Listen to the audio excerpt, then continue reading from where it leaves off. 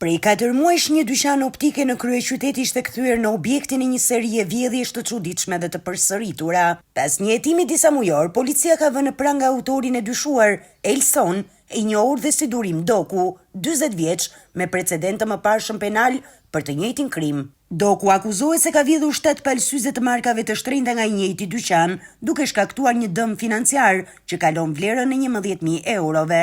Ai vepronte me kujdes dhe në mënyrë të eshtur duke shmangur ekspozimin, por lëvizjet e tij janë dokumentuar nga kamerat e sigurisë. Operacioni policor i koduar Logo u finalizua nga Komisariati numër 1 në Tiranë. Sipas policisë, arrestimi 40 vjeçarit u bë pas një pune intensive hetimore që kishte për qëllim identifikimin dhe ndalimin e autorëve të vjedhjeve të përsëritura në zonë. Ndaj Dokut rëndon akuza për vjedhje, ndërsa hetimet vijojnë për të zbardhur mundësinë e përfshirjes së tij në ngjarje të tjera të ngjashme. Materialet procedurale janë referuar prokurorisë për veprime të mëtejshme.